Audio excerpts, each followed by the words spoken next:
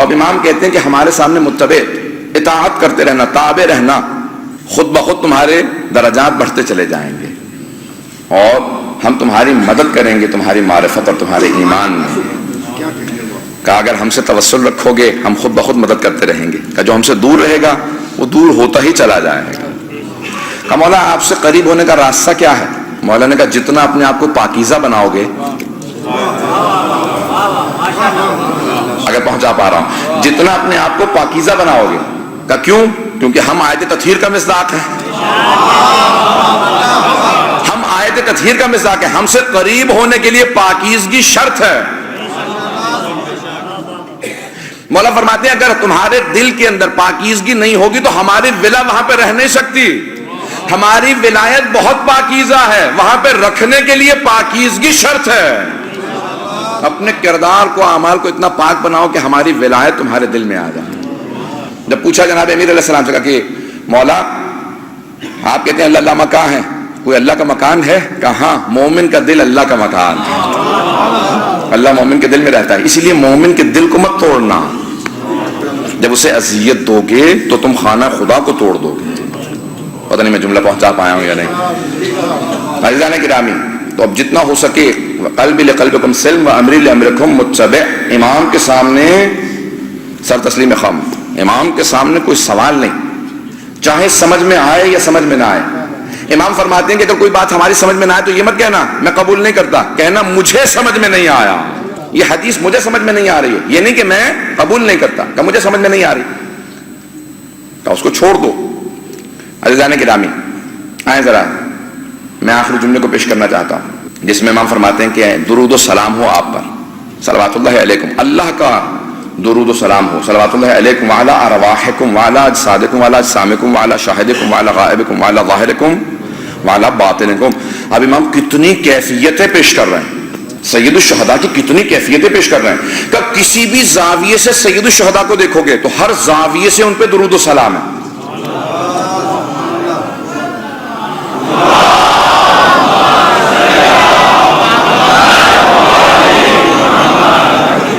میں نوجوانوں کی خاطر صرف اس مثال کو پیش کر رہا ہوں. اگر آپ پھول کو ہاتھ میں لے لیتے ہیں نا، اس کو گھماتے چلے جائیے، اس کا کوئی سامنا نہیں ہوتا، پیچھے دائیں بائیں کچھ نہیں ہوتا. جس طرف سے گھما کے دیکھیں گے پھول پھول ہی نظر آئے گا. اسی طرح سے جس زاویے سے سید الشہداء کو دیکھیں گے ان پہ ہر زاویے سے درود و سلام ہوتا رہے گا. چاہے ان کے ظاہر کو دیکھیں، چاہے باطن کو دیکھیں، چاہے ان کی روح کو دیکھیں، جسد کو دیکھیں، جسم کو دیکھیں، جس روح کو دیکھیں، جس زاویے سے دیکھیں گے حسین پہ درود و سلام ہے. اللہ اکبر.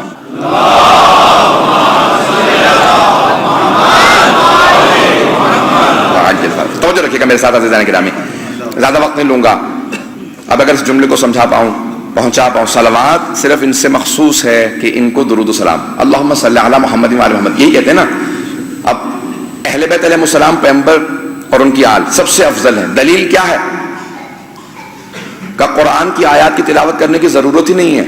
سارے مسلمان نماز پڑھتے ہیں اور نماز میں یہی درود پڑھتے ہیں، اللہم صلی علی محمد و علی محمد. یہ دلیل ہے کہ محمد و آل محمد سب سے افضل ہیں. کیسے؟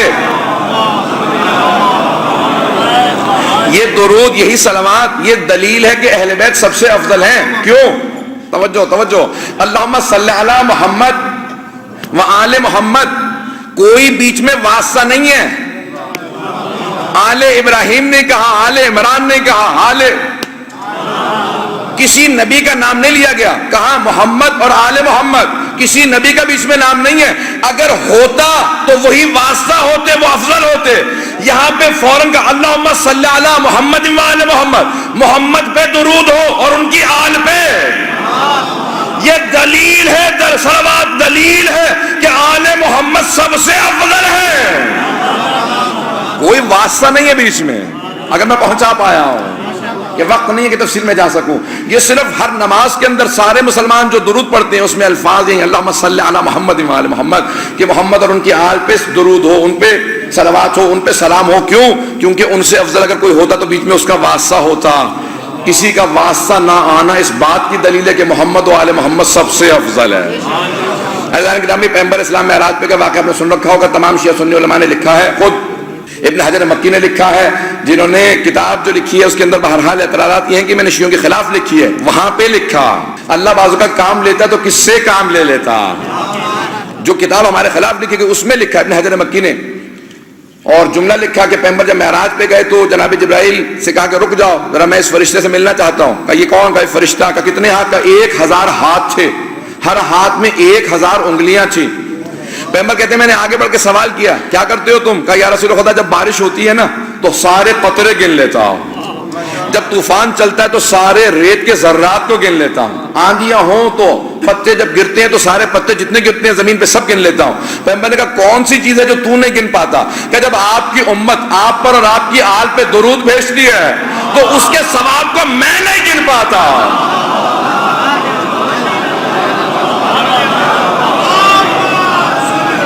توجہ فرمائیے عزیزان کرام، محمد والے بیت محمد باواز بلند صلوات۔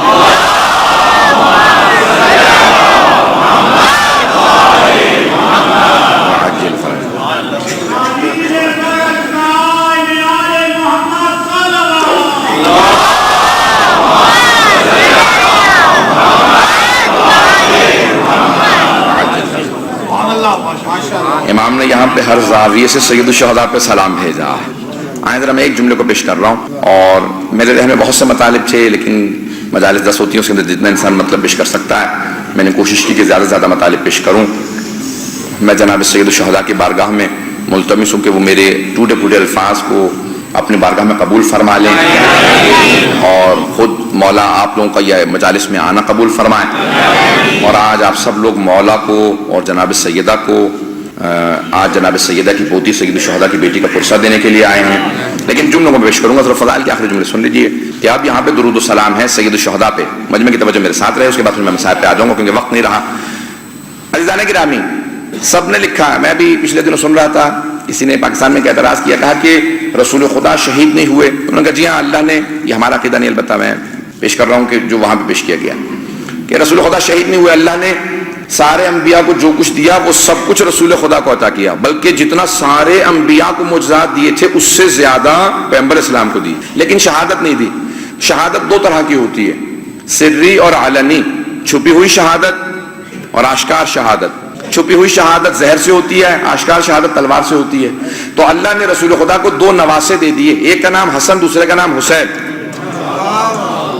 اور وہ جو 2 شہادتیں تھیں یہ سر شہادتین میں بھی لکھا ہے شاہ ولی اللہ محدث دہلوی نے، لیکن بہرحال اس نے نام لے کے نہیں پیش کیا، اپنے طور پہ اپنے نام سے پیش کیا اس نے۔ تو اب کہا کہ 2 طرح کی شہادتیں ہیں، سری اور علنی۔ اللہ نے رسول خدا کو 2 نواسے دیے، دونوں کو ایک ایک شہادت دے دی، ایک کو سری شہادت دی، دوسرے کو علنی شہادت دی۔ سری شہادت امام حسن مجتبیٰ کی ہے، زہر سے ہے، اور علنی شہادت تلوار سے امام حسین علیہ السلام کی ہے۔ تو اب اس نے جو کنکلوژن دیا میں پیش کرنے کے بعد وہ جو نتیجہ وہ پیش کروں گا، پھر اس کے بعد تھوڑا سا میں اپنی طرف سے پیش کرنا چاہتا ہوں۔ وہ یہ کہتا ہے کہ اللہ نے رسول خدا کو 2 نواسے دیے، دونوں کو ایک ایک شہادت دے دی۔ اب ان دونوں نواسوں کی شہادت ان کی شہادت نہیں ہے، یہ رسول خدا کی شہادت ہے۔ حسن کی شہادت رسول خدا کی شہادت، حسین کی شہادت رسول خدا کی شہادت، یہ تو ان کا تھا کنکلوژن، انہوں نے نتیجہ دیا۔ آئیے ذرا میں اس پہ ایک سوال پیش کرنا چاہتا ہوں، اگر آپ یہ کہتے ہیں کہ حسن حسین علیہ السلام کی شہادت ان کی شہادت نہیں ہے، رسول خدا کی شہادت ہے، تو پھر ان دونوں کا قاتل ان کا قاتل نہیں ہے؟ حسن حسین کا قاتل رسول خدا کا قاتل ہے، رسول خدا کا قاتل رضی اللہ عنہ نہیں ہو سکتا۔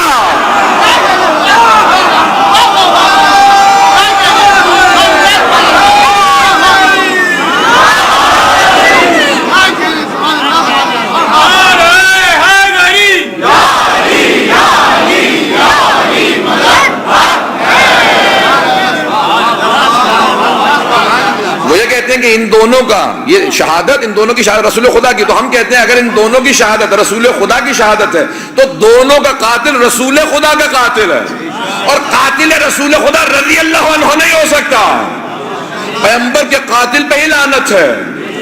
تو عزیزان گرامی، اب ہم یہاں پہ اس صلوات کے اندر دیکھتے ہیں کہ سید الشہداء کے روح مبارک کو، جسد مبارک کو، جسد مطہر کو ظاہر کو باطن کو ہر طرح سے جناب امام صادق سلام پیش کر کے کہہ رہے ہیں کہ جس زاویے سے دیکھو گے حسین ابن علی درود و سلام کے لائق ہے۔ اب اگر میں ایک جملے کو پیش کروں کہ سید الشہداء اگر تہجد کی دعا میں، نماز میں دعا مانگے، تہجد میں دعا مانگے اور کہ پروردگارہ مجھے ایک ایسی بیٹی عطا کر دے جو میرے سینے پہ سوئے، تب سوچئے اس بیٹی کا مقام کیا ہوگا جسے حسین نے مانگا۔ تہجد میں کہا پروردگارہ ایک سینے پہ سونے والی اور اس کا نام سکینہ رکھوں گا کہ میری تسکین کا سبب بنے گی۔ آپ جب عرب میں جائیں گے تو عرب میں ایران میں نام رقیہ بتایا جاتا ہے، بہت سے لوگ کہتے ہیں نہیں وہاں تو رقیہ نام ہے، آپ سکینہ کہتے ہیں۔ عزیزان گرامی نام پہ اختلاف ہو سکتا ہے، وجود پہ اختلاف نہیں ہے۔ سب نے لکھا، حتی طبری نے لکھا، اس نے تو نام نہیں لکھا لیکن طبری تک نے لکھا اپنے تاریخ میں کہ حسین کی ایک 4 برس کی بچی تھی جس کا زندان شام میں انتقال ہو گیا تھا۔ اب اولاد والے بیٹھے ہیں، میں سب سے کہوں گا کہ جا کے جملوں کو سنیے گا، مجھے نہیں معلوم ہمیں دوبارہ کب مہلت ملے، کون اگلے برس زندہ رہے کون زندہ نہ رہے۔ سب کے سب آج ذرا کوشش کریں گے کہ کسی ہر آنکھ میں آنسو ہو، آج خود امام حسین کو پرسہ دینا، آج سید الشہداء کو پرسہ دینا۔ کس کا پرسہ دینا؟ ان کی بیٹی سینے پہ سونے والی۔ آئیں ذرا میں پیش کروں تو مولا جب بھی سینے پہ سلاتے تھے نا تو ہر رات میں آپ نے دیکھا نا ماں باپ بچوں کو کہانی سناتے ہیں، تو سید الشہداء مختلف کہانیاں سنایا کرتے تھے۔ ایک مرتبہ شام میں کسی خاتون نے جناب سکینہ کی طرف صدقہ پھینکا،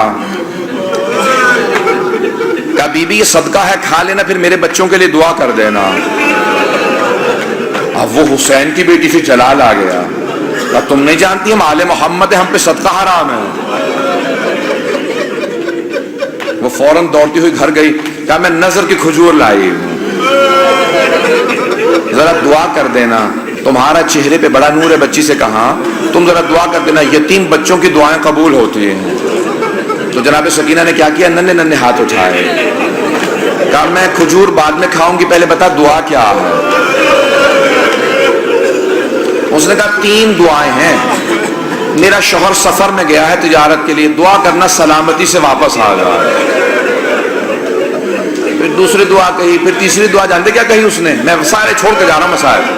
کہا کہ تیسری دعا یہ ہے بس بچی اے بیٹی یہ دعا کر دینا جیسے آپ یتیم ہوئے ہیں میرے بچے کبھی ایسے یتیم نہ ہو۔ اب بی بی کو بہت جلال آیا، حسین کی بیٹی تھی نا، اگر سن سکے میں طرف دیکھ کے سنیے گا۔ تو ایک جملہ کہا پھوپھی اماں میرے بابا جب مجھے سینے پہ سلاتے تھے نا تو ہر رات ایک کہانی سناتے تھے، انبیاء کی کہانیاں سنایا کرتے تھے۔ میرے بابا نے مجھے کہانی سنائی تھی، ایک نبی تھے جن کا اللہ نے قرآن میں تذکرہ کیا ہے، حضرت صالح۔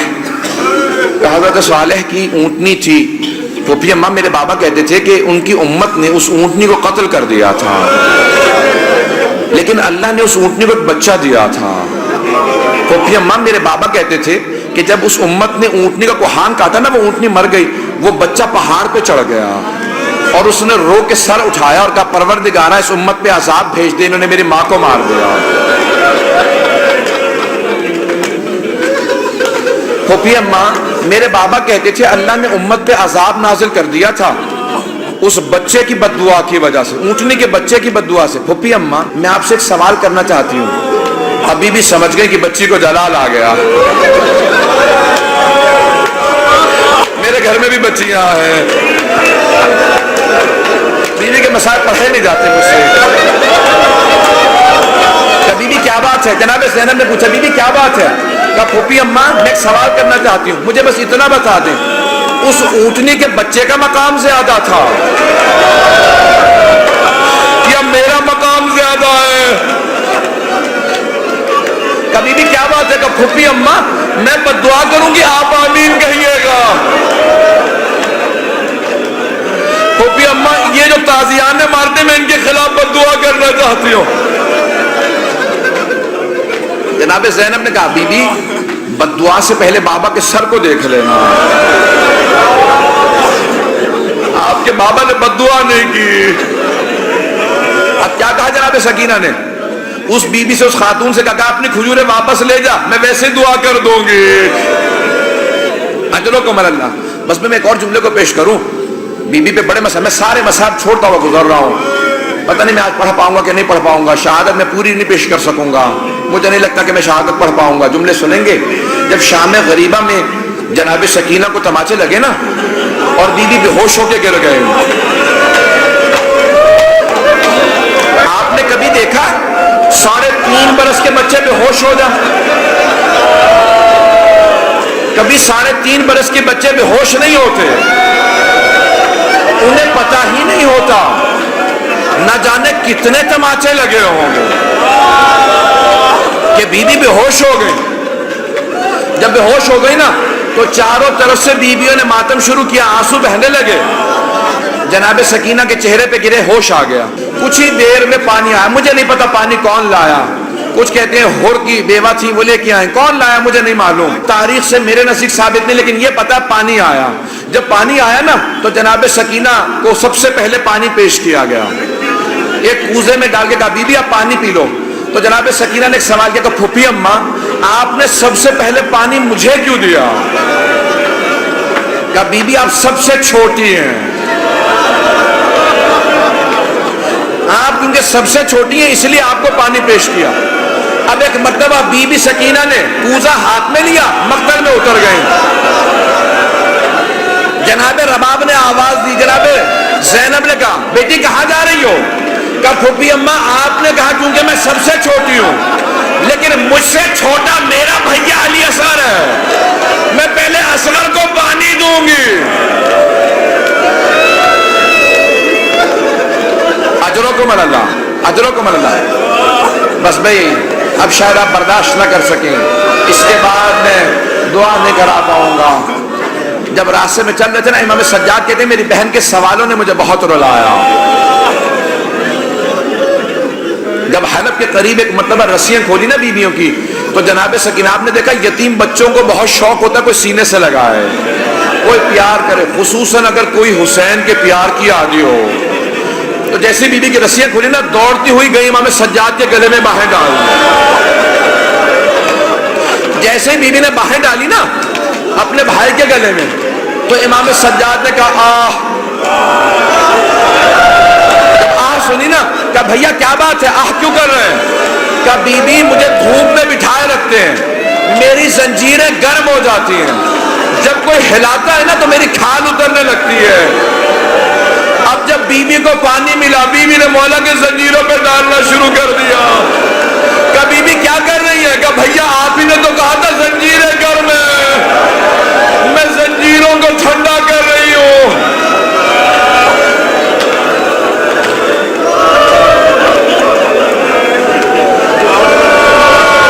اجرکم اللہ، اجرکم اللہ۔ بی بی کی شہادت کی 3 روایات ہیں۔ میں بار بار شہادت کیوں کہہ رہا ہوں؟ جو طبیعی موت مرتا ہے نا اسے کہا جاتا ہے وفات، اور جو ظلم سے مرتا ہے اسے کہا جاتا ہے شہید۔ اب بیوی پہ تو بڑا ظلم ہوا تھا نا، اب لوگ برداشت نہیں کر پائیں گے۔ میں شہادت کی ایک روایت صرف پیش کرنا چاہتا ہوں اگر سن پائیں، لیکن میں ایک سوال کروں آپ سے، اگر کوئی کسی کے بچے کو تماچا لگا دے، ماں باپ سامنے کھڑے ہوں کیسی کیفیت ہو جاتی ہے، خصوصاً اگر ماں بیوہ ہو۔ جب شام غریبہ میں بیوی کو تماچا لگا نا تو جناب رباب نے بڑی حسرت سے جناب زینب کو دیکھا، کیوں کہ بیوی میری بچی کو بچا لو۔ جناب زینب نے کہا رباب اب مجھے مت دیکھنا، میرا عباس نہیں رہا۔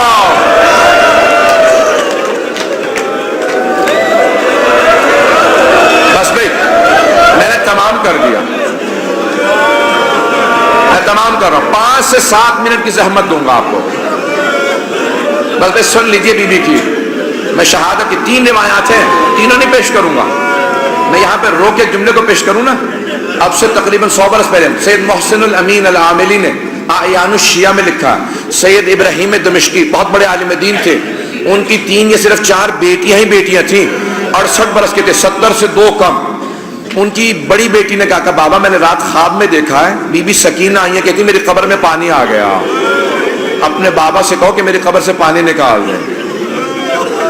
تو فوراً سید ابراہیم دمشقی نے کہا کہ بیٹی خبردار اپنی بہنوں کو خواب نہ سنانا، انبیاء کی ائمہ کی قبروں کو کھودنا حرام ہے، ان کے بچوں کی بھی قبروں کو کھودنا حرام ہے، بیٹی اپنی بہنوں کو خواب نہ سنانا، کسی کو خواب نہ سنانا۔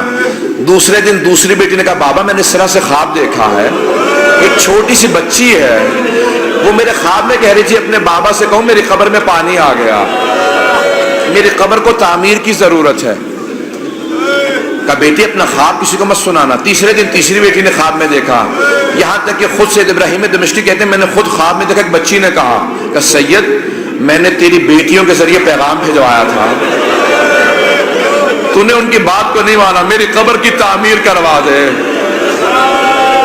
اب سید ابراہیم دمشقی بہت بڑے عالم دین تھے، سارے دمشق کے علماء کو جمع کیا، کہا کہ اس طرح سے میں نے خواب دیکھا، کہ پھر آپ تعمیر کروائیں، مزدوروں کو جمع کیا، کہا کہ صرف قبر کو کھودنا، ایک مزدور نے کہا مجھے کفن محسوس ہو رہا، کہا سب دور چلے جاؤ یہ سید زادی ہے۔ میں جس جملے کو پیش کرنا چاہ رہا ہوں، میں سارے مسائل نہیں پڑھوں گا۔ سید ابراہیم دمشقی کہتے ہیں کہ وہ جو روایت ہے نا کہ یزید نے غسالہ کو بھیجا تھا، کفن کا کپڑا بھیجا تھا، کہ اس روایت کو آئندہ نہ پڑھنا، میں کہہ گیا کہ وہ جو اہل سنت کی روایت ہے نا کہ یزید نے کہا غسالہ کو بھیج دو، کفن بھیج دو، حسین کی بچی کو غسل دے دے، کفن دے دیں، کہ اس روایت کو نہ پڑھنا، کہ میں نے کرتے میں لاشا دیکھا ہے، کہ میں نے کرتے میں دیکھا، کہ کانوں میں زخم تھے، کہ ہاتھوں میں نشان تھے رسیوں کے۔ اب بہت سے لوگ اٹھ کے چلے گئے، مجھے پرواہ نہیں ہے، میں دو جملے پیش کروں گا، اب لوگ برداشت نہیں کر پا رہے، جملے پیش کروں۔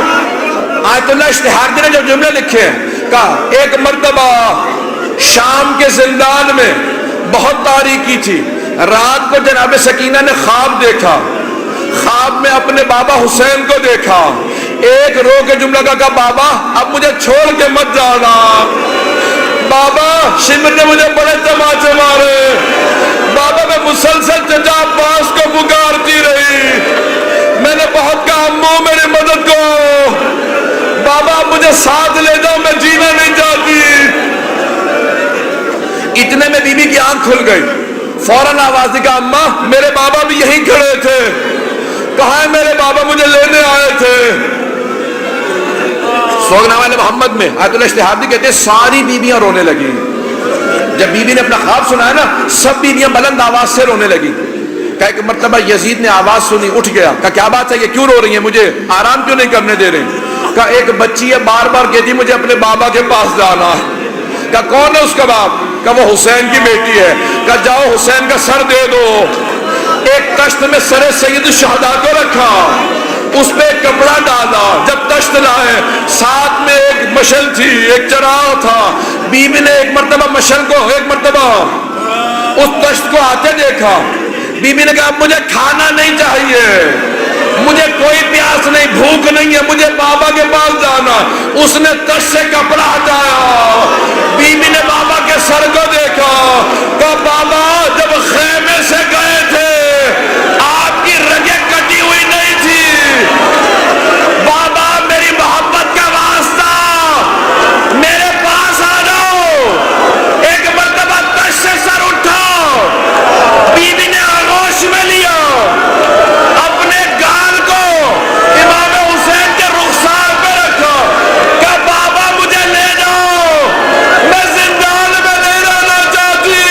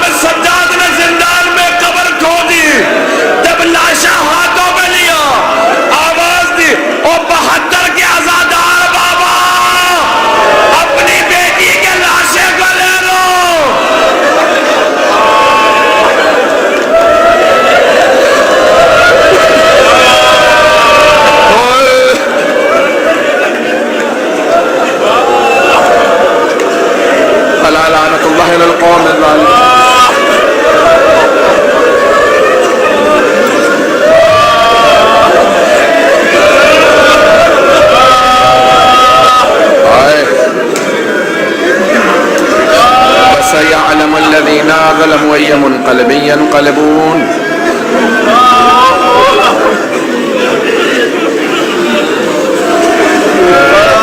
اس لیے ہاتھوں کو بلند کیجیے گا، مختصر سے دعا کرواؤں گا.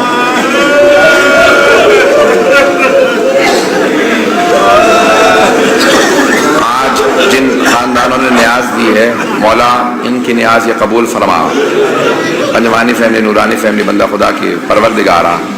کسی نے کہا کسی ایک مرحوم سے غلام عباس کی درجات کے لیے، ایک بچی بڑی سخت بیمار ہے، میں یہاں پہ دعا پیش کروں آپ کے سامنے. بچی کا نام عتیقہ علی ہے. کئی برس پہلے کی بات ہے، جب ہم شام گئے نا زیارت کے لیے، جناب سکینہ کے روضے پہ تھے، مجلس پڑھنے والے تھے. اتنے میں خاتون نے کہا یہ میری طرف سے 2 بالیاں چڑھا دے. میں نے منت مانی تھی بی بی کی، یہاں پہ بالیاں چڑھاؤ. آپ کو پتا نا بی بی کی بالیاں اتار لے گئی تھی. میں نے تو مسائل پڑھا ہی نہیں، میں تو سب چھوڑ گیا مسائل. میں نے نہیں بتایا کہ بی بی کی جب بالیاں نوچی ہے تو بی بی نے کیا کہا. بس بھی اولاد والے بیٹھے، میں جانتا ہوں برداشت نہیں کر پائیں گے. جناب رباب جب قبر سے لپٹ کے رو رہی تھی نا، تو جناب زینب کہتے ہیں جیسے ایک ماں بچے سے لپٹ کے روتی ہے. جناب رباب قبر سے ایسے لپٹی ہوئی تھی اور بار بار کہتی تھی سکینہ تمہیں سب سے زیادہ شوق تھا مدینے واپس جانے کا. بی بی اب ہم مدینے واپس جا رہے ہیں، سکینہ اٹھو ہم جا رہے ہیں مدینہ.